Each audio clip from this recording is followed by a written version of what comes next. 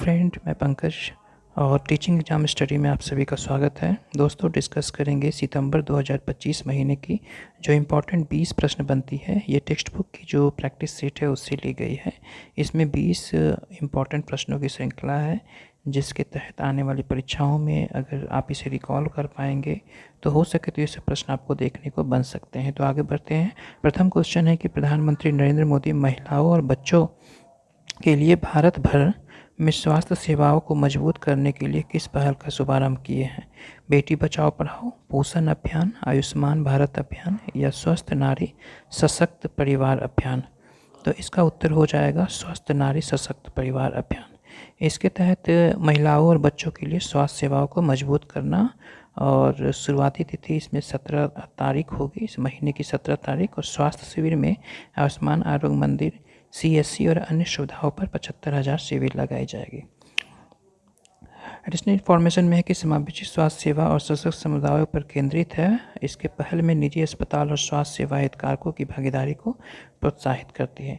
दूसरा नंबर प्रश्न है कि 23 सितंबर को मनाए जाने वाले अंतर्राष्ट्रीय सांकेतिक भाषा दिवस 2025 का विषय क्या है? संचार के माध्यम से समानता, सभी के लिए सांकेतिक भाषा, सांकेतिक भाषा के अधिकारों के बिना कोई मानवाधिकार नहीं, और सांकेतिक भाषा के माध्यम से बाधाओं को तोड़ना।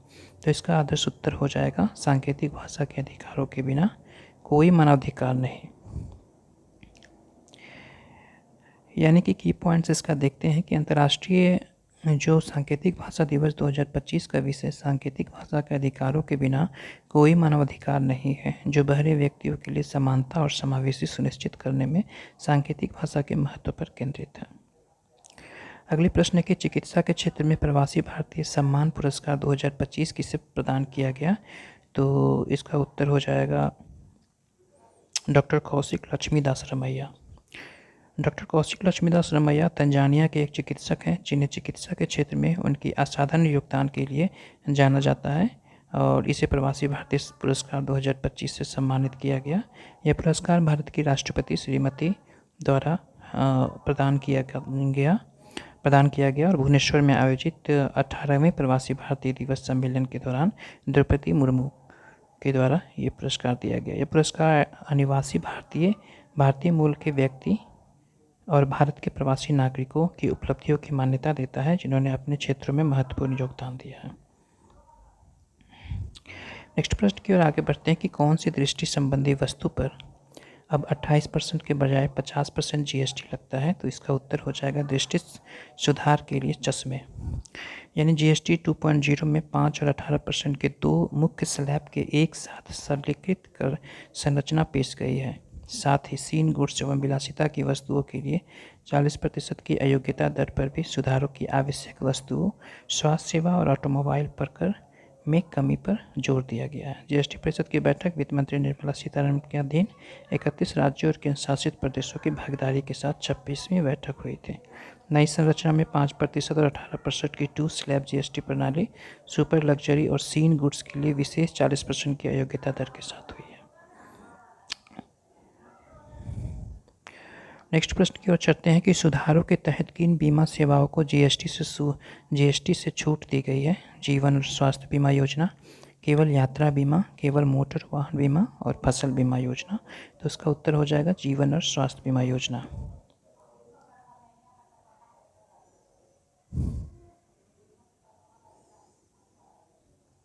नेक्स्ट प्रश्न है कि निम्नलिखित में से कौन 2026 फीफा विश्व कप का शुभंकर नहीं है? तो क्लच, मेपल और जायू शुभंकर है, लेकिन टैंगो जो है वो शुभंकर नहीं है। फीफा ने 2026 के विश्व कप के लिए 3 शुभंकरों का अनावरण किया। Clutch the bald eagle, Maple the moose और जायू द जगुआर। ये मुख्य है, जिसमें कि टैंगो नहीं है।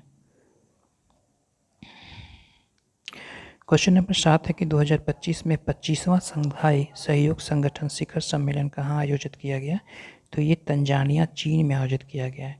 25वां SCO शिखर सम्मेलन 31 अगस्त से 1 सितंबर 2025 तक तियानजिन, चीन में आयोजित किया गया था। प्रश्न संख्या 8 है कि 26 सितंबर 2025 को भारतीय वायुसेना द्वारा आधिकारिक तौर पर किस लड़ाकू विमान को सेवा मुक्त कर दिया गया है? सुखोई Su-30 MKI, MiG-21, तेजस LCA या मिराज 2000? तो ये MiG-21 को भारत ने 26 सितंबर 2025 को वायुसेना स्टेशन चंडीगढ़ में प्रतिष्ठित MiG-21 लड़ाकू विमान को औपचारिक रूप से सेवा मुक्त कर दिया गया है, जो IAF में 62 साल के युग के अंत का प्रतीक है। प्रश्न संख्या 9 है कि सितंबर 2025 में हाल ही में किन दो आर्द्रभूमि को रामसर स्थलों के रूप में नामित किया गया है? तो ये गोकुल जलाशय और उदयपुर झील होगा, यानी कि बिहार में बक्सर के गोकुल जलाशय और पश्चिमी चंपारण के उदयपुर झील, इन दो आर्द्रभूमियों को अंतर्राष्ट्रीय महत्व के रामसर स्थलों में नामित किया गया है। अगला प्रश्न कि कश्मीर के संघर्ष से जुड़ी कहानियों पर आधारित पुस्तक द पान टेल्स फ्रॉम कश्मीर कॉन्फ्लिक्ट की लेखिका कौन है? तो इसका उत्तर हो जाएगा इप्सिता चक्रवर्ती। द पाम कश्मीर की संघर्ष और प्रतिरोध की छिपी कहानियाँ का अनावरण है। The palm tales from Kashmir conflict दशकों से चले आ रहे संघर्ष, राज्य निगरानी और मूक विरोध से आकार लेते कश्मीरी जीवन की प्रस्तुत करती है। क्वेश्चन नंबर 11 है कि नई दिल्ली में आयोजित राष्ट्रीय कृषि सम्मेलन रबी अभियान 2025 की अध्यक्षता किसने किया? नरेंद्र मोदी, अमित शाह, शिवराज सिंह चौहान या निर्मला सीतारमण? तो इसका उत्तर हो जाएगा शिवराज सिंह चौहान, यानी केंद्रीय कृषि मंत्री शिवराज सिंह चौहान ने राष्ट्रीय कृषि सम्मेलन रबी अभियान 2025 की अध्यक्षता किया है। आपको जानकारी दे दें कि शिवराज सिंह चौहान भारत के वर्तमान केंद्रीय कृषि मंत्री हैं। वे विकसित कृषि संकल्प अभियान से दूसरे चरण का नेतृत्व कर रहे हैं, जिसके तकनीकी एकीकरण और जलवायु प्रतिरोधी प्रथाओं पर ध्यान केंद्रित किया है। अगला प्रश्न कि भारत के पहला डुगोंग संरक्षण रिजर्व, जिसे हाल ही में IUCN द्वारा मान्यता दी गई थी, कहाँ है? मन्नार की खाड़ी तमिलनाडु, पाक खाड़ी तमिलनाडु, कच्छ की खाड़ी गुजरात या अंडमान द्वीप समूह? तो इसका उत्तर हो जाएगा पाक खाड़ी तमिलनाडु। भारत का पहला डुगोंग संरक्षण रिजर्व पाक खाड़ी तमिलनाडु में स्थित है और अबू धाबी में विश्व संरक्षण कांग्रेस 2025 में IUCN के समर्थन के बाद इसे अंतर्राष्ट्रीय मान्यता मिली है। अगले प्रश्न है कि ब्रिक्स देशों के बीच कृषि व्यापार को बढ़ावा देने के लिए रूस द्वारा कृषि रणनीतिक पहल का प्रस्ताव किया गया। BRICS dairy exchange, BRICS grain exchange, BRICS rice hub या ब्रिक्स कृषि बैंक? तो इसका उत्तर हो जाएगा ब्रिक्स ग्रेन एक्सचेंज। भारत और रूस ने ब्रिक्स के सदस्यों देशों के बीच कृषि व्यापार को बढ़ावा देने के लिए एक सामान्य कृषि खाद्य एक्सचेंज ब्रिक्स ग्रेन एक्सचेंज बनाने की योजना पर चर्चा की है। 72वीं सीनियर नेशनल वॉलीबॉल चैंपियनशिप 2024 कहाँ आयोजित की गई? बेंगलोर कर्नाटक में, भुवनेश्वर उड़ीसा में, गुवाहाटी असम में या मुंबई महाराष्ट्र में? तो इसका उत्तर हो जाएगा गुवाहाटी असम में। क्वेश्चन नंबर 15 है कि राष्ट्रीय सांख्यिकी कार्यालय NSO द्वारा जारी उपभोक्ता मूल्य सूचकांक CPI के आंकड़ों के अनुसार अगस्त 2025 में भारत की खुदरा मुद्रास्फीति क्या दर होगी? तो ये उत्तर हो जाएगा 2.07%। NSO द्वारा 12 सितंबर 2025 को जारी आंकड़ों के अनुसार उपभोक्ता मूल्य सूचकांक CPI पर आधारित खुदरा मुद्रास्फीति जुलाई 2025 में 1.61% से बढ़कर अगस्त 2025 में 2.07% हो गई। प्रश्न संख्या 16 है कि सितंबर 2025 में भारत ने यूनेस्को की अस्थायी सूची में कितने नए प्राकृतिक धरोहर को शामिल किया है? तो इसका उत्तर हो जाएगा 7। भारत ने यूनेस्को की अस्थायी सूची में 7 नए प्राकृतिक धरोहर स्थल को जोड़ा है। भारत ने 7 नए प्राकृतिक धरोहर स्थल को यूनेस्को की अस्थायी सूची में 12 सितंबर 2025 को जोड़ा, जिससे इसके स्थलों की कुल संख्या 69 हो गई है। इसमें 7 होगा डेक्कन ट्रैप्स, सेंट मैरी द्वीप समूह का भूगर्भीय धरोहर, उसके बाद मेघालयन युग की गुफाएं, नागा हिल ऑफिलवाइट, एरा मिट्टी डिब्लू, तिरुमला पहाड़िया, वर्कला क्लिफ। तो ये ICC T20 अंतर्राष्ट्रीय रैंकिंग में विश्व के नंबर 1 गेंदबाज कौन बने हैं सितंबर 2025 में? तो इसका उत्तर हो जाएगा वरुण चक्रवर्ती। वरुण चक्रवर्ती ICC T20 अंतर्राष्ट्रीय रैंकिंग में विश्व के नंबर 1 गेंदबाज बन गए हैं। वरुण चक्रवर्ती जसप्रीत बुमराह और रवि बिश्नोई के बाद नंबर 1 स्थान प्राप्त करने वाले तीसरे भारतीय गेंदबाज बने हैं। चक्रवर्ती जी ने T20 गेंदबाज रैंकिंग में न्यूजीलैंड के तेज गेंदबाज जैकब डफी की पछाड़ दिया है। अगला प्रश्न है कि विश्व फार्मासिस्ट दिवस 2025 का विषय क्या है। स्वास्थ्य के बारे में सोचिए और फार्मासिस्ट के बारे में सोचें। इसका उत्तर ये हो जाएगा। विश्व फार्मासिस्ट दिवस 2025 वैश्विक स्वास्थ्य सेवा के फार्मासिस्ट की महत्वपूर्ण भूमिका का जश्न मनाता है। क्वेश्चन नंबर 19 है कि भारत में 11 सितंबर को दिग्विजय दिवस के रूप में किस महत्वपूर्ण घटना को चिन्हित किया गया।